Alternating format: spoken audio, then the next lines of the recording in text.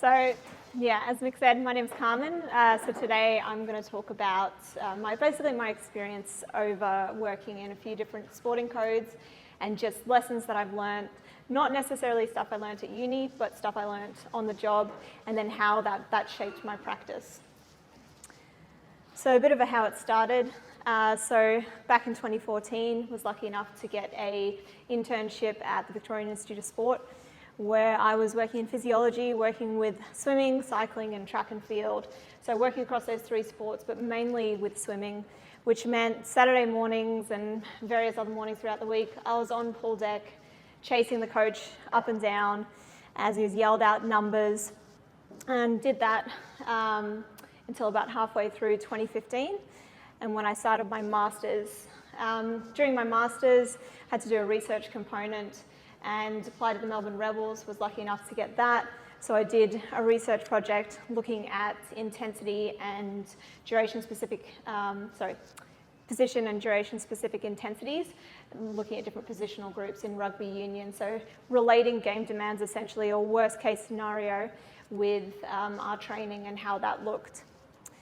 Straight after that, again, luckily enough, got a position at the Australian Institute of Sport as a postgraduate scholar in physiology. So it was a year-long position. I worked in basically every sport you can think of. So again, back with swimming, back with para swimming, then with cycling, even with race car driving. So, because there were only 2 physiologists at the time in my position, so they basically allowed us to work across a range of sports, which was really good for my development, met a lot of people, and just had an awesome time there. Conveniently enough, there was a PhD advertised at the Brumbies, which was just around the corner, and applied for that and was fortunate enough to get that. So I spent about 2.5 seasons with the Brumbies, so embedded as a sports scientist and doing my PhD. I'll talk a little bit about what my PhD is on later in the presentation, but the title is Complex Systems Analysis in Rugby Union. So I did that for about 2.5 years, and then an opportunity came up at the Brisbane Broncos, and my supervisor, he encouraged me actually to take that job. He said, you know, look, for your development, it's going to look a lot better if you go part-time with your PhD and take a full-time role. So I ended up moving to Brisbane at the start of 2020 and was the performance scientist there. So part-time with the PhD and then working full-time with the Broncos.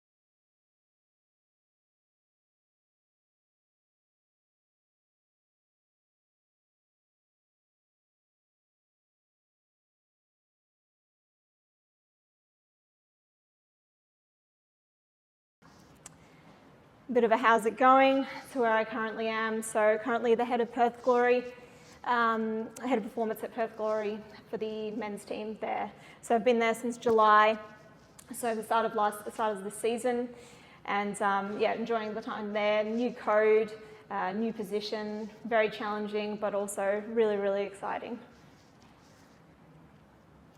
So today, as I've mentioned, I'm going to talk about my lessons learned and the principles I've developed. One thing I will say to preface this is that, yes, I am 6 months pregnant, and pregnancy brain is a real thing. So if I forget words or people's names, it'll come back to me eventually, so please bear with me. I've decided to make this presentation really accessible to a range of people, no matter where you are in your career. So you might only take one thing from it, but I really hope everyone can take something from it. Okay, so first principle here, or sorry, lesson I learned was not to wait. So the best example I can give here was actually when I was doing my master's and I had to do this research component.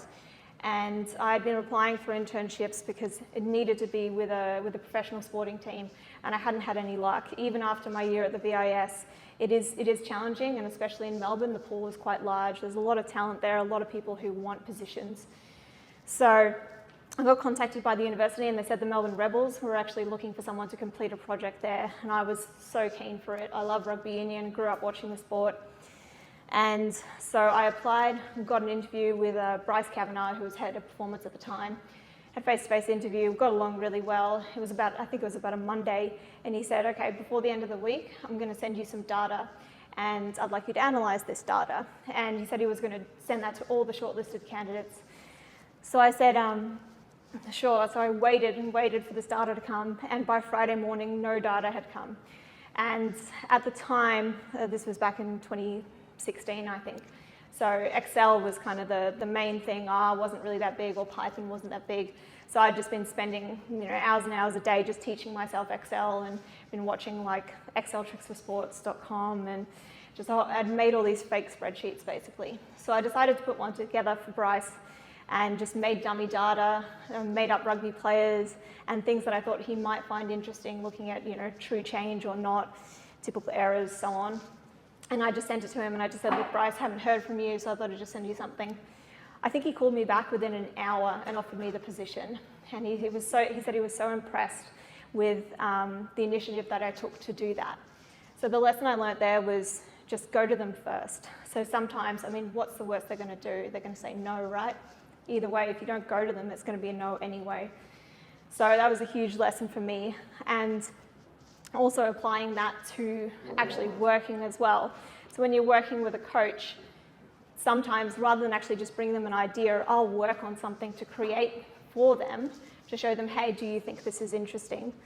And I promise you, 90% of the time, they're going to say, no, it's not. And especially when you're early stage in your career. But the skills that I learnt in that time are never wasted.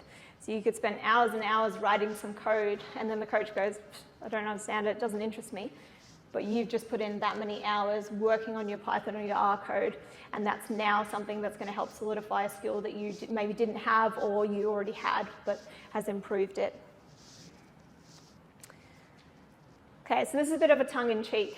So nepotism. So to define it is practice among those with power influence of favouring relatives, friends, or associates, especially by giving them jobs. Why do I bring that up? Because we all know in sports that jobs don't get advertised a lot, do they? So people often get jobs because they knew someone or they had an in, and I think that's for many reasons. So I would say every day is an interview. I think people want to work with good people in sport. People want to work with someone that they know can handle the environment. Soft skills are extremely important. So the example I've used here is Simon Rice. So he was head of physiotherapy when I was at the Brumbies, and we had an amazing working relationship. He had certain strengths which were my weaknesses and vice versa, and we were extremely good at putting together programs for athletes where we just complemented each other so well. He stayed at the Brumbies and I moved on to the Broncos. Then he was lucky enough to get the Vice President of Athlete Care position at the Philadelphia 76ers. So the structure's a bit different in the US, well, for Sixers anyway, where a Vice President of Athlete Care will sit above the head of performance, they'll sit above the head of medical and so on. So they'll oversee that entire department. So everyone, nutrition, physios, doctors, S&C, sports science, will all sit underneath the VP of Athlete Care. So he got that role. And then a position came up as Director of Sports Science, and they said, do you know anyone? And he said, yeah, absolutely. So he called me up and said, hey, are you interested? I had to think about it a lot. Initially, I did say no, but then I thought, oh, this opportunity is too good, and ended up taking the job subsequently. So we're still really good friends. I love my time there. He's still there at the moment. But my interpretation of that is that every day is an interview. So you're getting judged on your attitude. So how do you act or react when something doesn't go your way? How do you show up every single day? And then your aptitude as well. So not only what is your capacity to learn, but how willing are you to learn as well. So that means sometimes putting your ego aside and saying, no, I don't know this. So I think every day it's important that you put your best foot forwards and do your best on that day, and that's going to look different. Next point here is to understand the North Star. So I've worked quite a few different places, and especially early on in my career, I would come into a new environment and be like, well, no, but this is how I've done things, and this is how I want to continue to do things. But that's not how things operate. You need to understand what it is the coach wants, and what the coach wants, comes from a higher level as well. Of course, organisationally, yes, we know we want to win championships. We need to win games. We get that. But how are you going to get there? So I'm giving an example of 3 coaches I've worked here, and what my interpretation of what they wanted was. So first coach here is Dan McKellar, so the head coach at the time of the Brumbies Rugby. Brumbies Rugby. So excellent coach, love my time working with him. So he wanted strong, robust players that would work hard in the breakdown, and he wanted to develop young talent through the academy program. So that was essentially his North Star. So my understanding of that, or how I interpreted that, was physically, they needed to be strong and they needed to be powerful. And then development-wise, we needed to have strong lines of communication, so ensuring that the first team and all the staff had very strong lines of communication with the academy. So were we exchanging data? Were we ensuring that every time an academy player was coming to us, that we then fed back that information to the academy? Was there alignment? So were they training at the level they needed to train at? Was it aligned with our philosophy? Was it aligned with the coach's philosophy and the way he wanted to play? So again, lots of communication. And then regular integration where possible. That meant we would have the academy's players training with us a lot, especially during the pre-season. So getting them in around our group as much as possible, seeing how things operate at the highest level. And then also, from a leader's point of view, they would follow that. They would see what the well-respected players or the bigger players would do, and they would follow as well. The next example here is Kevy Walters, the current coach of the Brisbane Broncos. So for him, it was speed and winning. So he wanted fast players that could outrun opponents following a line break. And then, of course, he had to win games early in the season. So he came in as a new coach. He hadn't been a head coach of an NRL team before. So, of course, he had to prove himself like any new coach does. So it was really important that we got some wins early on in the season. So how were we going to do that? So physically, we were looking at speed and power. So luckily, we had a PhD student at the time, Kellyanne Redmond. She was looking at strength and power qualities and how that related to tackle breaks. So that was really valuable information. And then winning early. So we had to push players really hard in the pre-season, or early in the season, sorry, but also throughout pre-season to make sure that they were somewhat peaking at the start of the season. And then we had to maximise talent. So again, we see those athletes who come in with lots of natural ability. They're not necessarily truly athletic yet. So we really had to push those players and make sure that they were getting the most they could out of their physical capacities. And then availability. So of course that's a really fine line if we're trying to push players to perform at their best physically, but then also make sure that they're available. So working on robustness as well as those strength and power qualities. Last example here is Doc Rivers, so the current head coach of the Philadelphia 76ers. So for him, it was availability. So he wanted to maximise the number of available games, maximise the number of games high-played players were available for. So what did that mean from a physical point of view? My interpretation, we needed resilient and robust players.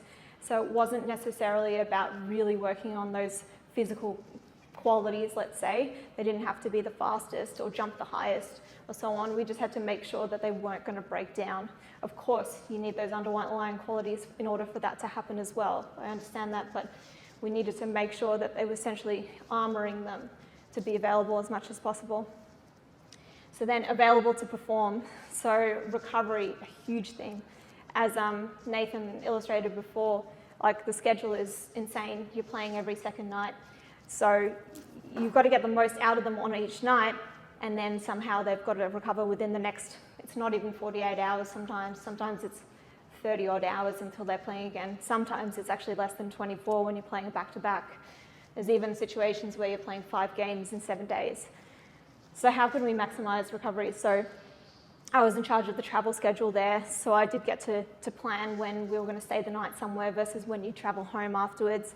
Yeah, we were lucky being in Philly because you're not as far away, you're still quite far, but there were plenty of times where you are landing at 2:30 in the morning. So what could we do? Or what is the best option there would often be the question. So lots of problem solving, because think about it, are athletes really going to be falling asleep immediately after a game? Likely not. So are they better off traveling immediately post-game? We get home, albeit late, but they're sleeping in their own beds. They're with their families if they have them, and then they've got the whole next day to recover whether they come in or not. Whereas when you travel, even if you're flying private, you still spend the whole next day getting to the airport, getting on the plane, taking off, so on, and that's half a day, sometimes 3/4 of a day gone. So not optimal for recovery in that sense. So what they were doing in games, as well as what they were doing out of the game. So very common for players to come in and put shots up at night. They'll have personal coaches and so on. And you wouldn't know. We'd have to go and look at some data. They have some pretty cool tech there, which basically monitors shots they put up, accuracy, so on, uses facial recognition and stuff. We'd actually have to go and look at that data to see who could be coming in to put shots up at night. And sometimes guys would be in for 4 hours, sometimes 5 hours at a time. And we just had to say, like, you've got to understand what that time on feet accumulated does potentially to your performance, especially over time. And then strategic rest. So when you're asking, say, a 7'2" player who weighs 130, 140 odd kilos to play 82 games in a season, sometimes that's not realistic, especially when they've got certain non-modifiable risk factors and so on. So you do have to rest them throughout. Obviously, Joel Embiid, for example, he hadn't really played more than 60 odd games before I got there, and because he'd had certain injuries and so on, so he'd slowly been building up. So we knew that for him, it was important that we rested him at certain times. So we actually found ways where we could actually rest him for games. Now, there's a whole lot of politics involved when it comes to resting players.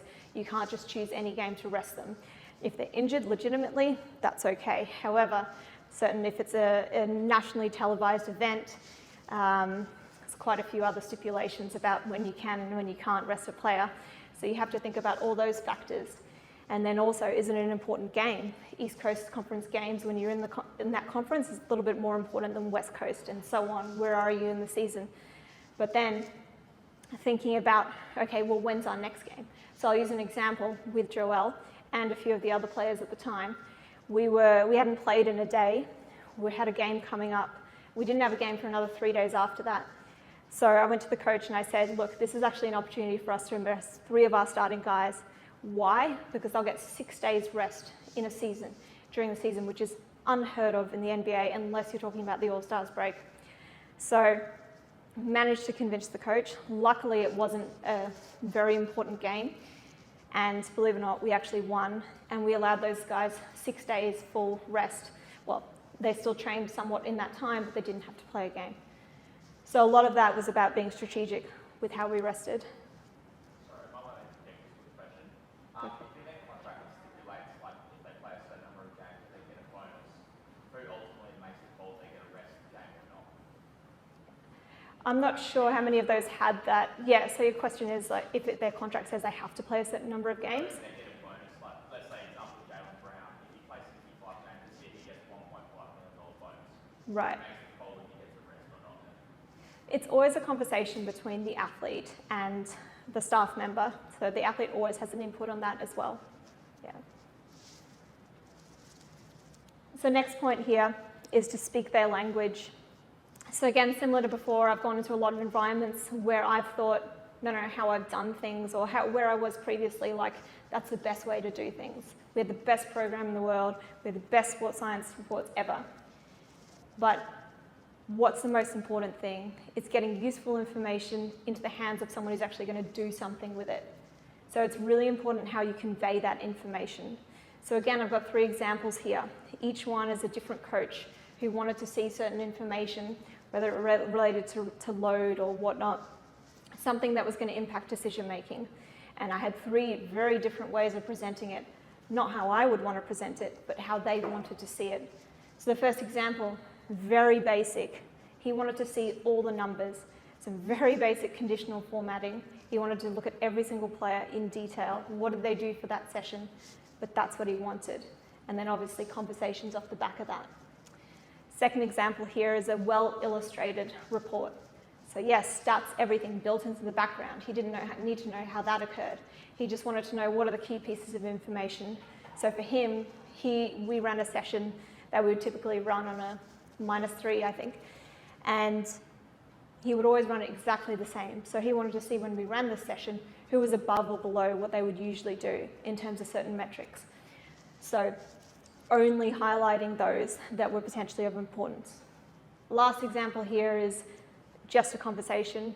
His last coach, Doc Rivers, didn't want to see a single report ever. Not one single one. It was always just a conversation in the office. He knew whatever happened in the background, how we got to this conclusion, he knew we'd done that the way you should do that, but he just wanted, what's the optimal decision here and why? And then it was just a conversation. So key point here is make sure you're speaking their language. Next point is merge lanes. So many times I've heard people say, stay in your lane, stay in your lane. And look, I know as an industry we are moving forwards from that, which is great. And people aren't working as siloed anymore. But I've still seen it a lot. And again, I don't mean to just keep bringing up 76ers, but 76ers is a very good example of that. And I think the reason is because in basketball you tend to have very large staff departments, like sometimes 5, 6, 7 S&C coaches for 15 players, which is unheard of, say, in Australian sport to have that ratio. So the departments would be huge. Lots of physios, lots of S&Cs, athletic trainers, so on. It went on. And what I found was a lot of people would try and maybe say, well, this is my area, don't encroach on my area, because I guess potentially they didn't want to seem like they weren't relevant. So when I went in there, this is a very, very basic report. It's purely just AMS, that's it. But it's aggregating a lot of streams of data into one place, which was essentially just a conversation we'd then have as a department on a daily basis about each player. And what that meant was we could cover things such as what is their medical focus? What are their performance goals? When was the last time they had soft tissue work? When was the last time they saw a physio? How many minutes did they play in their last game? When was the last time they had a lift? What is their previous body composition? When was that taken? And so on. And then I'd take notes as we all discussed in our areas, how this, what we did with that player. So from that, we then ended up collaborating a lot more. So it's very common where, say, a physio will take an athlete in rehab, which is great, but the physio might not be the best physio when it comes to the conditioning aspect. So it was a lot of conversations, say, with myself and the physio, where I could say, okay, you understand things from that point of view, I understand things from physiological point of view, let's marry this up as best as we can, and let's get the most out of the athlete. And it didn't necessarily mean myself having to take the conditioning component, it just meant how can we basically join forces to get the best out of this player. Next point here is to do the basics well. I have worked in a couple of very well-resourced environments where they had every single piece of tech you could imagine. Fanciest things, every player had an Apple Watch given to them for free, every player had a massage gun. We were using, certain dietary supplements that were supposed to be, the next big thing. And these all certainly have a place. I'm not at all discrediting any of these. But I think ensuring that you're actually doing the basics really, really well is crucial. So for what Shona was saying, for example, are they even sleeping well before they're considering adding all those extra recovery modalities or supplements that are going to increase testosterone marginally? I think primarily, is there a good training program in place? What does that training load look like? So I think a lot of people sometimes miss that aspect of things before they start throwing in all the additional stuff. So again, when I was at 76ers, when I got there, we had 3 force plates. One, which was the valved portable ones. We had ones built into the ground with biomechanical analysis built all around it into the court. And then we had one large Noraxon set. None of it was being used. We also had every single rack had a smart coach on it, which is a variation of GymAware. None of it was being used. Plenty of other examples where there was a lot of tech and it just wasn't being used. And that's obviously where they had focused their resources. But training load wasn't even being tracked correctly. They were simply just looking at how many minutes did this player play. Okay, cool. 12, great. They can do whatever you want tomorrow. They weren't looking at what actually happened in those 12 minutes. Now, as Nathan said, there isn't congruency between that game data and what we actually collect at the facility, of course. So you have to take that with what it is. But you know for a fact that those are the fundamentals which you need to get right before you start implementing cryo chambers and Vicon analysis and so on. Next lesson here is that I'm here to advise and not please. So this took me a long time to learn. So I always thought that I was there to basically appease the coach, agree with what he wanted and make sure that that happens. But what I've figured out is that I've got to make the best decision with the information that I have at the time and then inform the coach based on that, on what I think. And there's a lot of times where the coach is not going to be happy with that. But so long as I think that the reason I'm giving that information is for the best outcome for the team or the athlete, then I know I'm doing the right thing. I've seen plenty of people working with coaches that are simply just their yes men. And I think a lot of potentially injuries can happen off the back of that, and incorrect decisions are made because they're trying to appease the coach a little bit too much. And it doesn't mean I'm necessarily going into meetings wanting to disagree with the coach. I'm just giving them the best information that I think that I have that can help the team or the athlete. So understand the individual. So this one, so Howard Schultz is the founder of Starbucks. So he said once in an interview that he always thought he was in the coffee industry serving people, but then he realized he was in the people industry serving coffee. And I thought about that and I thought, that's really interesting. I always thought I was in the performance industry,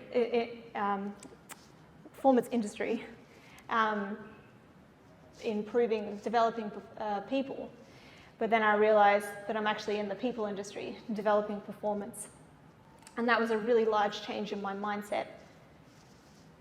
I think because it is about people and it is about the individual, and these are really the 1% of the 1% people when you're working at the elite level, it's really important to individualize the framework for the athlete to perform.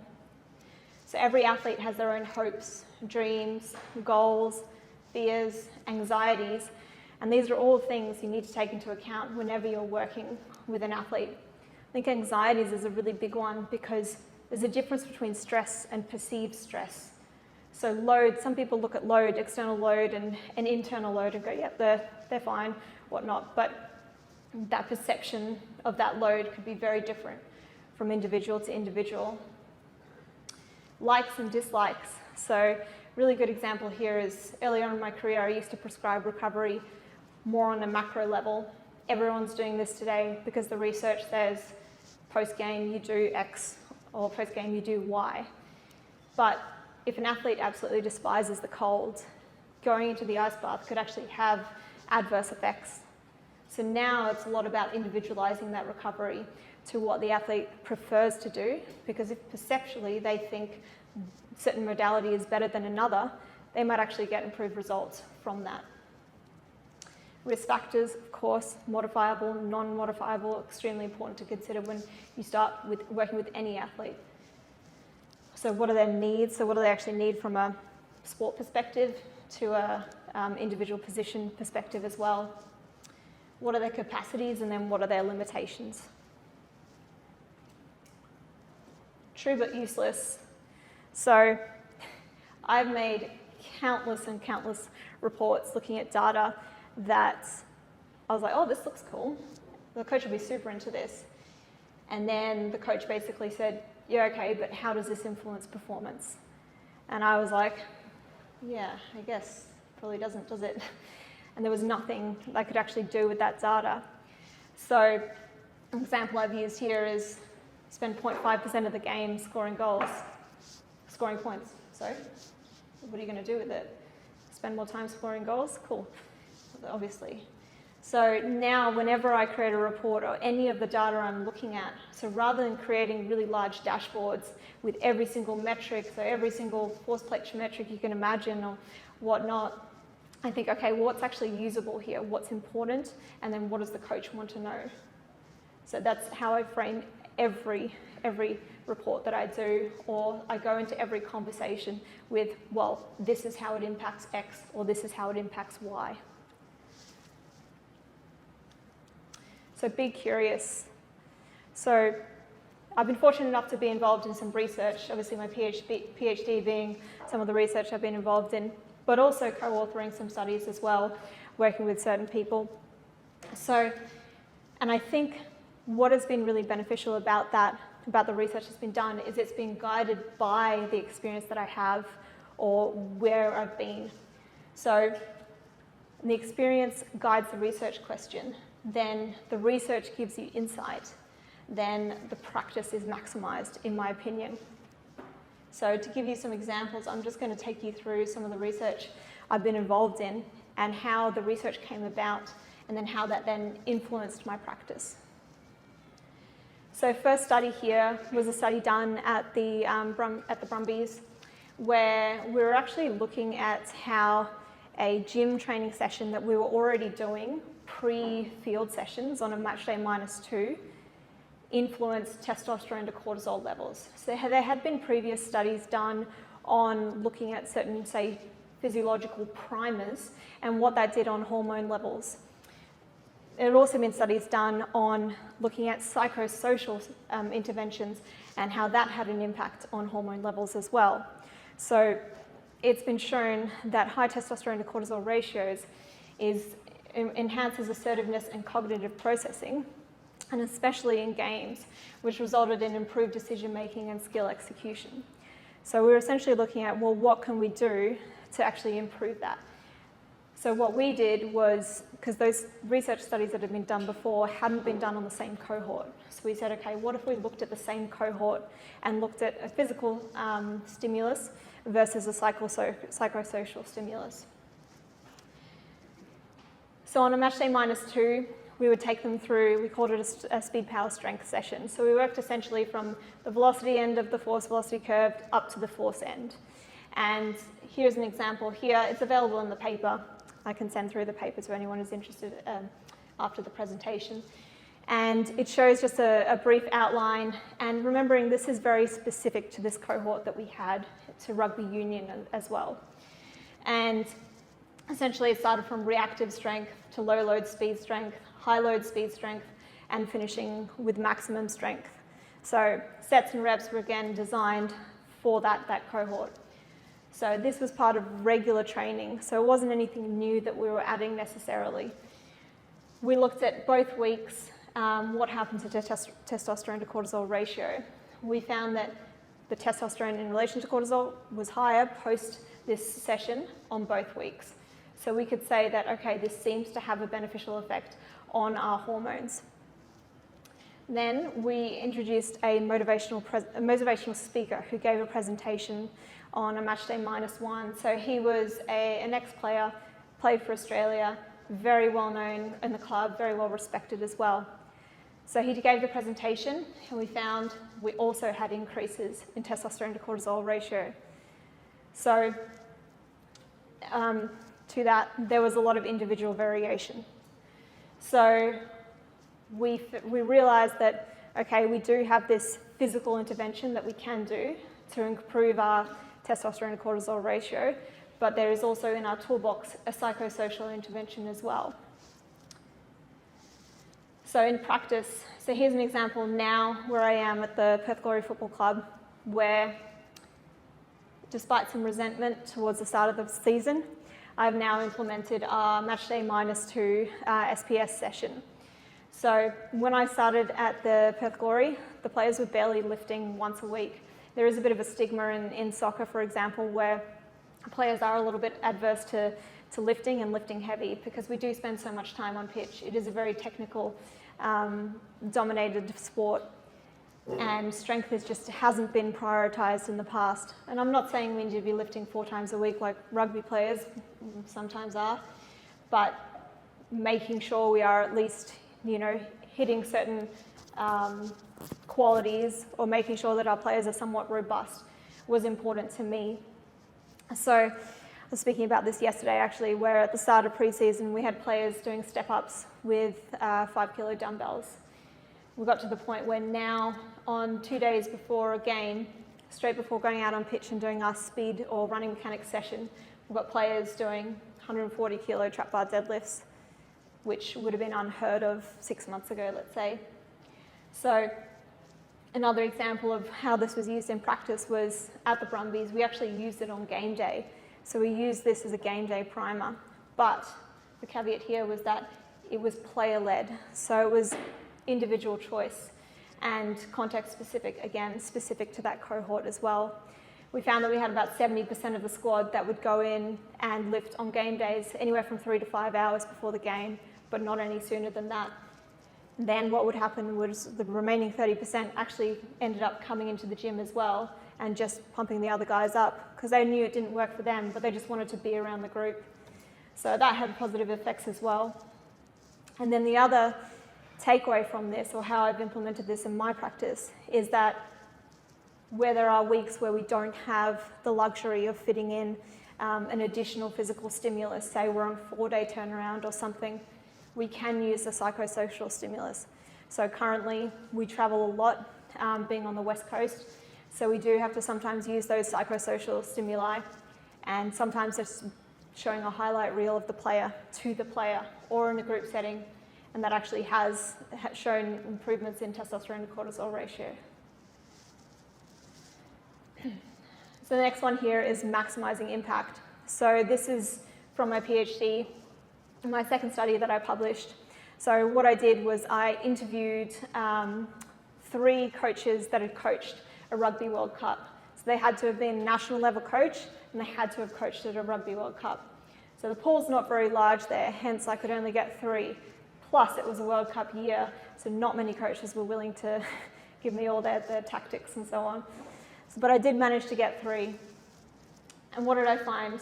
Well, sorry, I'll start with why did I do this? So my PhD is complex systems analysis, essentially looking at GPS data, but rather than how far they ran, how many high-speed running meters they did, I'm using it and looking at positional placement around the field. So we did a big data trade. We have data from 3 other teams in Australia, meaning we can look at how we play versus how the opposition plays, ending up with, I think it ended up being about 97 games. And so it's essentially this, how does our behaviour influence the opposition's behaviour, and how does the opposition's behaviour influence our behaviour, and so on. So you can look at lots of different metrics are spread across the field, or how the centre of our geometric centre of our group relate to the geometric centre of the opposition's group, and so on. There's a lot of cool stuff that's been done in soccer, but again, it's that whole true but useless. So I had all these great ideas, and every time I went back to my supervisor, he'd say, yeah, but what are you going to say to a coach? How is that coach going to use that information? And so every time it was straight back to the drawing board.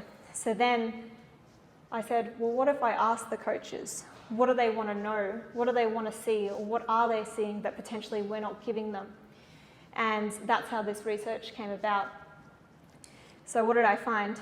Well, the importance of understanding constraints and their effect on performance. So constraints can come in many, many different forms, from the weather, whether we're playing home or away, whether, the rules of the game, and so on. The importance of integrating empirical knowledge of researchers with the experiential knowledge of coaches.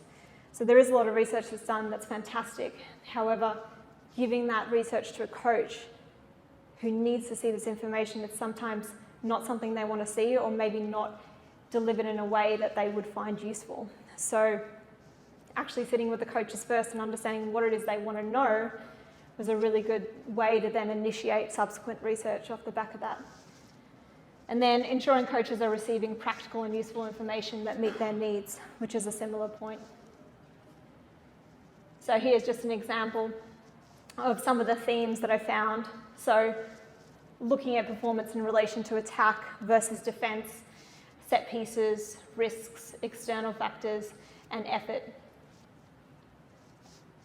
So one of the key points here is that context is key. A lot of performance analysis research that's been done in rugby union is often just looked at in isolated variables. So the point was, okay, well, how can we make sure that this information is useful to this phase in the game, or this point in the game, or when the score differential is X or Y. So in practice, so when I was at the Broncos, there were conversations with the coach and with the head of performance at the time, and he wanted to know how our attacking sets related to our performance. And we looked at essentially where did our sets start or finish. And each one of those was named something in terms of what the coach wanted to call it.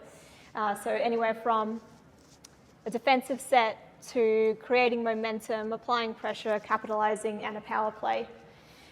He even looked at score differential, ruck position, set restarts, retreat, where we kicked, where there was an intercept, and so on. And ran some further analysis. So I decided to just do some decision tree analysis and found that our successful attacking plays were where we gained more than 20 metres, gained more than 20 metres, we had less than 0.5 errors, and accumulated distance in the opposition 0 to 40. So how did I feed that information back to the coach? Or what did I tell the coach? I said, well, we've got to hold on to the ball. A lot of this is quite obvious, but to be able to actually back that up with some objective information was what the coach wanted. We have to defend ruthlessly in the opposition's half. We have to force errors in the opposition half, hopefully turn the ball over there. And then we have to kick deep and work hard in transition. So in my mind, and what the coach took from it was, we just need to get in the opposition's half and get the ball back as quickly as possible. But it all came off the back of this conversation with the coach, data collection from my student, to then feeding that information back to the coach. And that did have an influence on how we then played the game. And the last one here is measure team connectedness. So this one's still actually under review at the moment. So again, with my PhD, looking at how players move around the pitch, essentially, during play. What we looked at here was how do players behave during stoppages. So we wanted to look at essentially player behaviour, and did that have an influence on whether we won or lost, and what was the score differential as well. So again, using that data, so we had 4 teams, 97 odd games, we played each other a bunch of times. What did we do during our stoppages? So in rugby union, you do have the luxury of having quite a few stoppages. We're allowed 2 people to run on pitch with water, and they can give messages. So depending on the team, of course, whoever then leads that huddle or how the message is given is up to them. For us, we had very strong leaders in the group. Our captain was a very loud voice and a very strong leader. So he'd bring the group together quite closely and quite quickly. And we thought there was something in there in that data. So 2 examples here of the clusters we looked at, we called them. So one where they're just sort of standing around, each having conversations with themselves. And the second one there, where they were all huddled in tightly. So what we found was that connectedness doesn't necessarily mean cohesion. So when they were in the example in the second photo, that was essentially fostering cohesion there. So they were talking, they were communicating explicitly and potentially implicitly as well.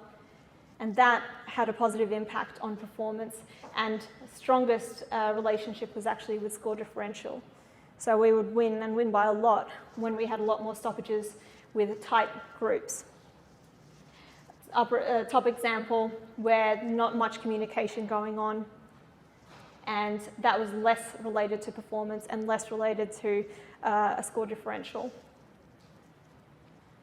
So in practice, what we ended up doing was speaking to the leaders and say, if you guys could just get all in quickly and together, huddle up and just take a deep breath together. That's all you need to do. So it was essentially a way of hiding, like rather than just saying, hey guys, can you run up to each other and give each other a hug? We said, no, run up together, arms around each other, take a deep breath together. And that would actually initiate conversation and that communication and that cohesion that we wanted. So another thing we took from it was that it's really important to develop leaders in the playing group and identify those who could be leaders as well.